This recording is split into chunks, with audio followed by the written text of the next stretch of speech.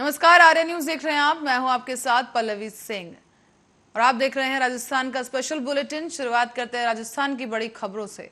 बता दें आपको कि मुख्यमंत्री अशोक गहलोत ने अग्निपथ और उदयपुर की घटना को लेकर पीएम नरेंद्र मोदी और केंद्र सरकार पर जमकर निशाना साधा है। उन्होंने कहा है कि अग्निपथ इस साल का सबसे बड़ा मजाक होगा।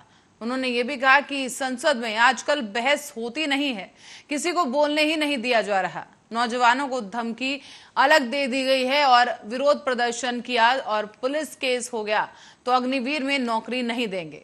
गहलोत सरकार ने बिरला ऑडिटोरियम में सिविल सोसाइटीज के साथ बजट पर एक वर्कशॉप की थी, जिस दौरान सीएम गहलोत ये तमाम बयान देते हुए नजर आए। साथ ही उन्होंने कहा, और आपको बताते चलें कि सीएम गहलोत ने यहां पर ईडी के द्वारा हेराल्ड हाउस पर छापेमारी को लेकर भी केंद्र सरकार पर निशाना साधा है। उन्होंने कहा कि ये छापेमारी और कार्रवाई सरकार की बौखलाहट का प्रतीक है। श्रीमती सोनिया गांधी और राहुल गांधी को पूछताछ के नाम पर प्रताड़ित करने के बाद अब ईडी फेस सेविंग के लिए इस तरह की कार्रवाई कर रहा है और इसे पूरे मामले पर कोई एक्शन और कोई मनी ट्रांजैक्शन जब हुआ ही नहीं तो मनी लॉन्ड्रिंग केस कैसे हो सकती है। ईडी ने जुलाई 2015 में इस केस को बंद कर दिया था, लेकिन केंद्र सरकार ने उस समय के जांच अधिकारी का तबादला कर नए अधिकारियों पर दबाव डाला और बदले की भावना से इस कार्रवाई को शुरू किया गया है। साथ ही आपको बता दें कि सीएम गहलोत ने ट्वीट करते हुए ये तमाम आरोप लगाए हैं और उन्होंने इस दौरान ये भी कहा कि ईडी के माध्यम से केंद्र सरकार जो चाहे वो कर रही है और सरकार चाहे कांग्रेस को बदनाम करने का कितना भी प्रयास कर ले, अंत में जीत सच्चाई की होगी।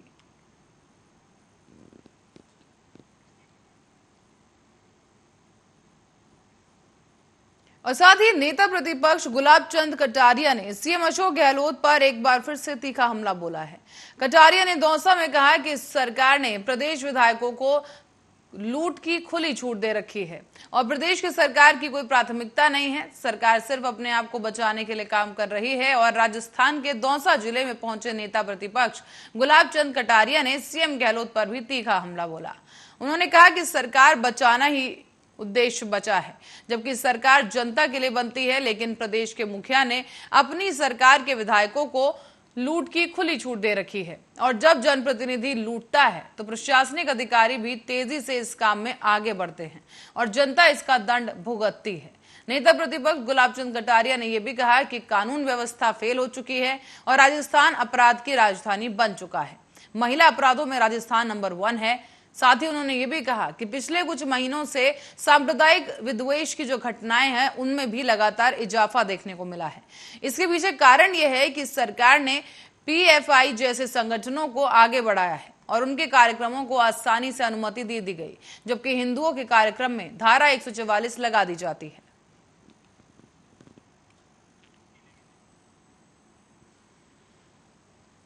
और राजस्थान के पूर्व डिप्टी सीएम सचिन पायलट आज अपने निर्वाचन क्षेत्र टोंक के दौरे पर रहेंगे।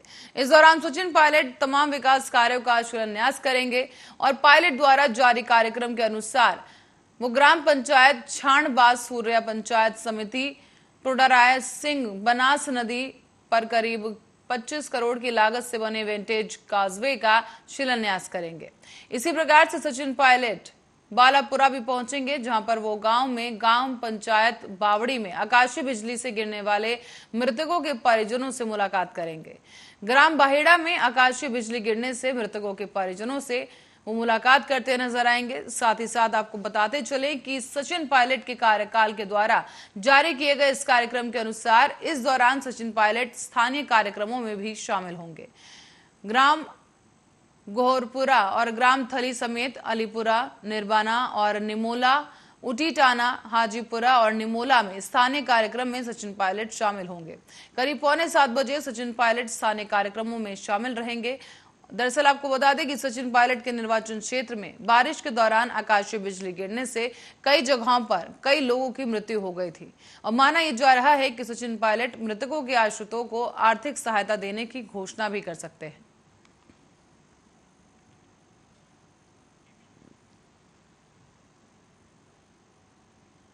और राजस्थान के पर्यटन राज्य मंत्री मुरारी लाल मीणा ने बसपा से कांग्रेस में शामिल होने पर विधायकों पर निशाना साधा है।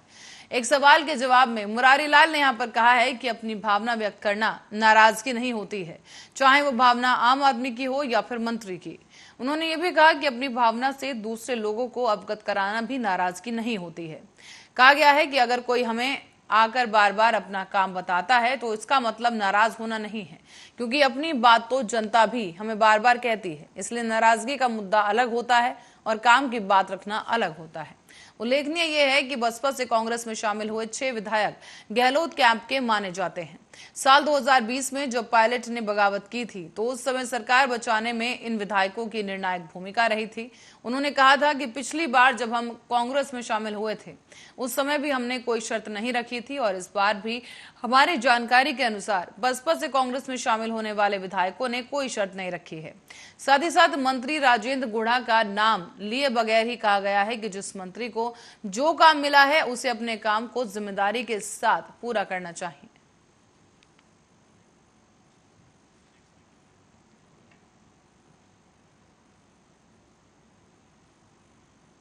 और उदयपुर में कन्हैयालाल हत्याकांड के मामले में विभागीय जांच में इंटेलिजेंस को फेल नहीं मानते हुए सीआईडी सीबी के एएसपी डॉक्टर राजेश भारद्वाज को पुनः बहाल कर दिया गया है। राज्य सरकार ने उच्च स्तरीय जांच के बाद ये फैसला लिया है और बहाली के ये आदेश को कार्मिक विभाग के मुख्य शासन सचिव मुकुल शर्मा ने जारी किया है। सूत्रों के मुताबिक जांच में ये सामने आया है कि डॉक्टर भारद्वाज के सीआईडी में कार्यरत रहते हुए प्रदेश सरकार के पुलिस महकमे को 3 से 20 जून के बीच भाजपा के पूर्व प्रवक्ता नुपुर शर्मा के बयान को लेकर मुस्लिम समाज में आक्रोश और धमकियों से संबंधित सूचना मुख्यालय को भेज दी गई थी और जयपुर से उदयपुर पुलिस को इस बारे में अलर्ट भी भेजा गया था। इसके बाद भी स्थानीय पुलिस ने इस मामले को हल्के में लिया और लापरवाही का नतीजा ये हुआ कि गत 28 जून को मालदा स्ट्रीट भूत महल के पास टेलर कन्हैयालाल तेली की हत्या कर दी गई। इस मामले में अब तक 6 निलंबित पुलिस अफसरों की जांच भी विभागीय स्तर पर की जा रही है। इनमें से एक एएसपी, 2 डिप्टी और 3 सीआई शामिल हैं।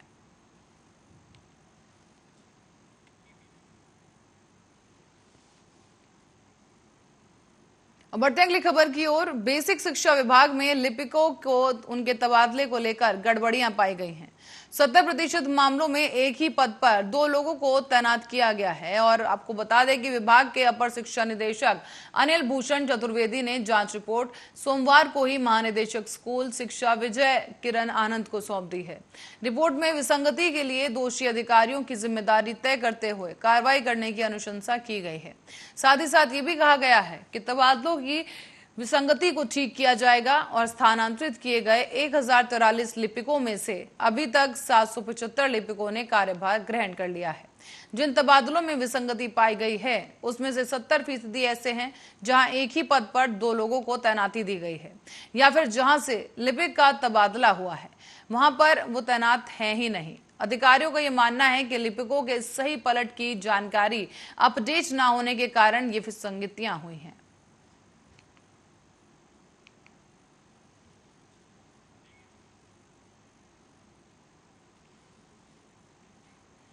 और पिछले 8 महीने से चल रहा नई सफाई व्यवस्था का विवाद अभी भी थमने का नाम नहीं ले रहा है। नगर निगम के भाजपा पार्षदों ने मंगलवार की दोपहर को नगर निगम में धरना प्रदर्शन कर मेयर के खिलाफ विरोध जताया है। साथ ही साथ मेयर पर गंभीर आरोप भी लगाए गए। हालांकि जब पत्रिका ने मेयर अभिजीत कुमार से आरोपों के बारे में जानना चाहा तो सिर्फ इतना ही कह पाए कि आरोप लगाना बहुत आसान है, अगर पार्षदों के इस पास साक्ष्य हैं तो सिद्ध करके दिखाएं। इधर नई सफाई व्यवस्था को लेकर उपजा हुआ ये विवाद अभी भी बरकरार बना हुआ है और इसके अलावा सफाई कंपनी के कानों तक अभी भी जू नहीं रेंग रही। शहर में बदहाल सफाई व्यवस्था को लेकर नगर निगम प्रशासन भी मौन बना हुआ है। तो वहीं पार्षदों ने 3 दिन के अंदर मांगों के नहीं मानने पर आमरण अनशन शुरू करने की चेतावनी दी है। आगे आपको बताते चलें कि नेता प्रतिपक्ष रूपेंद्र सिंह जघीना के नेतृत्व में हुए धरना प्रदर्शन में भाजपा महिला मोर्चा की पूर्व जिलाध्यक्ष और पार्षद शिवानी दायमा ने कहा है कि 28 साल गुजरने के बाद भी नगर निगम का बोर्ड कोई बेहतर काम नहीं कर सका है। कमीशन खोरी के लिए शहर की सफाई व्यवस्था का जिम्मा एक निजी कंपनी को सौंप दिया गया है।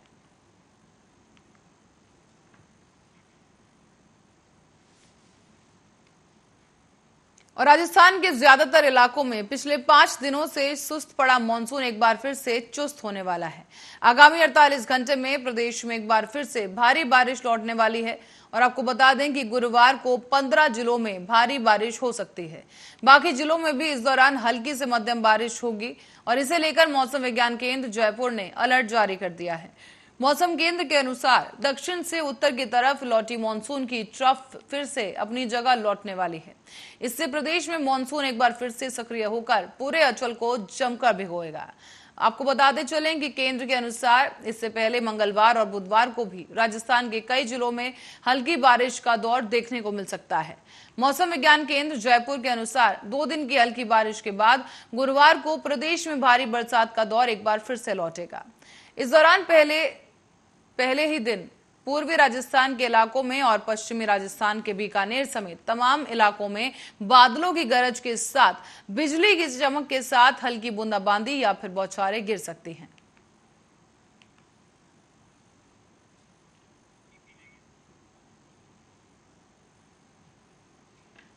और राजस्थान में मंकी पॉक्स का पहला संदिग्ध केस सामने आया है। आपको बता दें किशनगढ़ से एक संदिग्ध मानकर जयपुर RUHS रेफर किया गया है और ये मरीज इसकी जांच रिपोर्ट का इंतजार किया जा रहा है। इसके बाद ही ये पता चल सकेगा कि मरीज को मंकी पॉक्स हुआ है या फिर नहीं। RUHS अधीक्षक डॉक्टर अजीत सिंह ने कहा है कि SMS और पुणे लैब में मरीज का सैंपल भेज दिया गया है और इसी दौरान SMS और पुणे लैब से रिपोर्ट आने के बाद ही ये पुष्टि होगी कि आखिर बीमारी क्या है। अभी मरीज को फिलहाल आइसोलेट किया गया है और मरीज में शुरुआती लक्षण चिकन पॉक्स जैसे दिखाई दे रहे हैं। हालांकि रिपोर्ट आने के बाद ही ये बीमारी तय होगी कि मरीज को चिकन पॉक्स है या फिर मंकी पॉक्स है और पुणे की लैब से आने वाली रिपोर्ट के आधार पर ही मरीज की बीमारी तय की जाएगी। हालांकि आपको बता दें कि RUHS के डॉक्टर्स का कहना है कि मरीजों में चिकन पॉक्स जैसे लक्षण नजर आ रहे हैं, लेकिन फिर भी रेफर होकर आए मरीज का WHO की गाइडलाइन के अनुसार इलाज शुरू करने से पहले एहतियात बरती जा रही है। ये संदिग्ध मरीज बेंगलुरु में रहकर पढ़ाई कर रहा है और आपको ये भी बता दें कि बेंगलुरु से ये वापस राजस्थान अपने घर लौटा और घर लौटने के बाद ही इसमें ये लक्षण दिखाई दिए हैं। बताया ये भी जा रहा है कि बेंगलुरु में जिस व्यक्ति के साथ ये मरीज रह रहा था उसमें भी ये लक्षण दिखाई दिए हैं।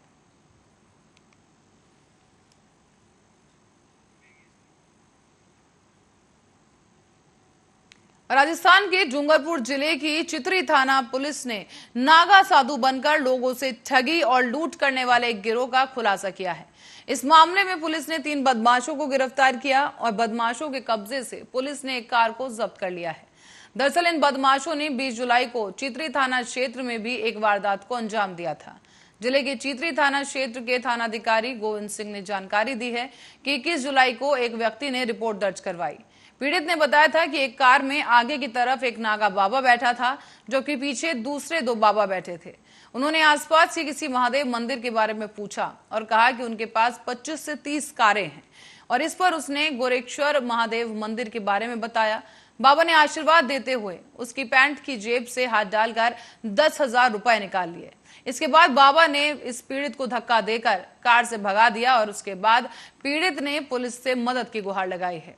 इसी दौरान जब जांच की गई तो पुलिस ने आरोपियों के पास से लूट में इस्तेमाल की गई कार को जब्त कर लिया है। साथ ही साथ पुलिस अब इन आरोपियों से पूछताछ कर रही है, जिसमें और भी कई वारदातें खुलने की संभावना जताई गई।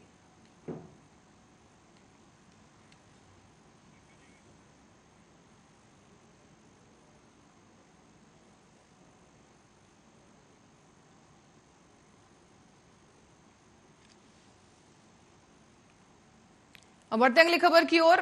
खबर हनुमानगढ़ से है, जहां पर टाउन के कोहला गांव से 7 महीने पहले लापता हुए कृष्णलाल के मामले में सनसनीखेज खुलासा हुआ है। कृष्णलाल की हत्या दरअसल उसी की पत्नी ने अपने प्रेमी के साथ मिलकर की थी और शक न हो इसीलिए उसकी पत्नी चंद्रकला ने ही टाउन थाना में जाकर अपने पति की गुमशुदगी दर्ज करवाई। इस सनसनीखेज मामले का खुलासा करते हुए हनुमानगढ़ टाउन पुलिस ने उसकी पत्नी चंद्रकला और उसके प्रेमी सुनील को गिरफ्तार कर लिया है।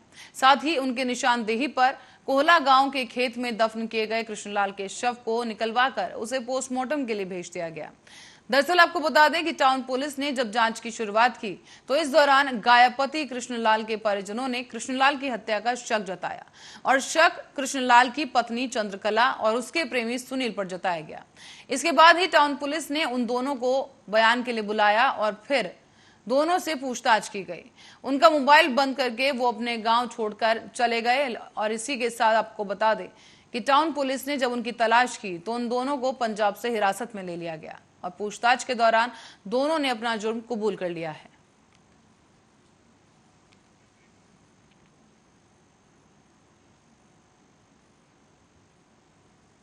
खबर अब लखीमपुर से है। आपको बता दें कि उत्तर प्रदेश के लखीमपुर खीरी में सर्विलांस सेल क्राइम ब्रांच की टीम को बड़ी सफलता हासिल हुई है। इस सफलता के चलते टीम ने खोए हुए 76 मोबाइल फोन्स बरामद कर लिए हैं और बरामद किए गए 76 फोनों की कीमत लगभग 9,15,000 रुपए आंकी जा रही है। खोए हुए मोबाइल फोन पाकर जो तमाम लोग हैं उनके चेहरे खिल उठे हैं। आपको बता दें कि आज एसपी ऑफिस में आयोजित एक प्रेस वार्ता में एसपी खीरी संजीव सुम ने इस सफलता की जानकारी दी। मोबाइल बरामद किए। ये सभी मोबाइल्स कोई भी मोबाइल्स थे। इन सभी मोबाइल्स को पुलिस ने सर्विलांस के माध्यम से रिकवर किया है। लगभग 9.5 लाख रुपये कीमत है इन सभी मोबाइल्स की सम्मिलित करके। इन सभी को परिजनों को बुला करके आज सपोर्ट किया जा रहा है और जो भी मोबाइल्स इस बीच में छिनैती या लूट की मोबाइल्स थी वो सभी संबंधित थानों पे रिकवर ऑलरेडी करवाई जा चुकी हैं और सभी संबंधित मुकदमे दर्ज है, उनमें अग्रिम कार्रवाई की जाएगी। चोरी या लूट की मोबाइल्स अलग से रिकवर करके उनको संबंधित थानों पर हम लोग। और नेपाल में लगातार हो रही बारिश से महाराजगंज जनपद में नेपाल से बहकर आने वाली कई नदियों का जलस्तर बढ़ गया है। और वहीं आपको बता दें कि नेपाल से बहकर आने वाले महाव नाले में पानी के उफान से जनपद के बरगदवा थाना क्षेत्र के स्थित देवघट्टी गांव के सामने लगभग 20 मीटर बांध टूट गया है। महाव नाले के टूट जाने की वजह से आसपास के क्षेत्रों के आधा दर्जन गांव बाढ़ के पानी से प्रभावित हो गए हैं, तो वहीं लगभग 100 एकड़ फसल जलमग्न हो गई है। बढ़ते जल स्तर की स्थिति को देखते हुए जिलाधिकारी ने मौके पर पहुंचकर निरीक्षण किया है और बांध की मरम्मत और राहत और बचाव कार्य करने के निर्देश दिए गए। इस बीच मीडिया से भी उन्होंने बात की और बातचीत के दौरान जिलाधिकारी ने बताया है कि पिछले हफ्ते से नेपाल में लगातार बारिश हो रही है। इससे नदियों में लगातार जल स्तर बढ़ता जा रहा है। हालांकि नाले में पानी ओवरफ्लो होने की वजह से जगह से बांध टूट गया है, जिसकी मरम्मत का कार्य तेजी के साथ शुरू करवाया जाएगा। देखिए, पिछले हफ्ते से लगातार नेपाल में पहाड़ों में बारिश हो रही है और वहाँ से निकलने वाली नदियाँ, जिसमें कि एक महाव भी है, लगातार उसमें जलस्तर बढ़ रहा है। कल शाम तक महाव नाले में जलस्तर बढ़ के 10.5 फीट हो गया था और यहाँ जो तटबंध दोनों साइड से हैं वो 9 फीट की ऊंचाई तक ही हैं। उसके कारण यहाँ पे ओवरफ्लो होने का और एक जगह पे देवहट्टी के पास में जो तटबंध है वो थोड़ा टूटा भी है, जिसके कारण अगल बगल के खेतों में थोड़ा बहुत जो है वो पानी भी जल गया है और जो फसल है वो भी जलमग्न हुई है। लगातार कल शाम से ही प्रशासन, सिंचाई विभाग, ग्राम्य विकास सबकी टीमें यहीं पर उपस्थित हैं और जहां टूटा है वहां पर हम लोग दोबारा से मिट्टी के को बोरियों में रख के उसके क्रेट बनाकर दोबारा से उसको रीइंफोर्स किया जा रहा है। जितने भी किसान हैं उन लोगों से भी बातचीत की जा रही है। प्रशासन पूरी तरीके से मुस्तैद है और जहाँ पे भी आवश्यकता जैसी पड़ेगी उस हिसाब से कार्य। और अब रुक करते हैं अगली खबर की ओर। हरियाणा से खबर सामने आ रही है, जहां पर हरियाणा से कांग्रेस के बागी विधायक कुलदीप बिश्नोई जल्द ही भाजपा में शामिल हो सकते हैं। कुलदीप बिश्नोई ने ट्वीट करते हुए ये संकेत दिए हैं और लिखा है कि घायल तो यहां हर परिंदा है, मगर जो फिर से उड़ सकता है वही जिंदा है। कुलदीप बिश्नोई ने लिखा है कि शुरू करने से डरो मत, इस बार कुछ बेहतर करने का मौका है। दरअसल आपको बता दें कि हरियाणा के आदमपुर से कांग्रेस के विधायक कुलदीप बिश्नोई ने 24 जुलाई को भारतीय जनता पार्टी के अध्यक्ष जेपी नड्डा और मुख्यमंत्री मनोहर लाल से मुलाकात की थी।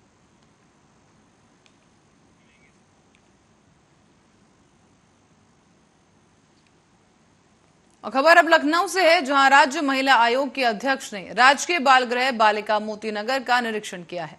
इस बीच उन्होंने साफ सफाई से लेकर बालिकाओं के रहन सहन की भी जानकारी ली और ये जानकारी उन्होंने सुपरवाइजर से ली है। तो वहीं उन्होंने बेहतर काम करने के लिए भी उन्हें निर्देशित किया है। जगह कम है, कमरे 3-4 कमरे हैं, उसमें इतनी लड़कियां नहीं रह सकती हैं।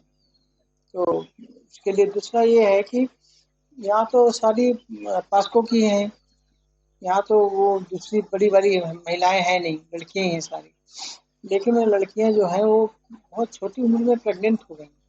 बहुत देख के तकलीफ भी बहुत हुई उनको कि बहुत छोटी-छोटी लड़कियां हैं, उनके बच्चे हैं, कुछ प्रेग्नेंट हैं, कुछ के बच्चे हैं, 9 बच्चे हैं जो हो चुके हैं उनके, और अभी 7 लड़कियां प्रेग्नेंट हैं जो अभी हमने देखी जहाँ उनका चेकअप वगैरह हो रहा था। तो बहुत तकलीफ होती है इतनी छोटी उम्र में अभी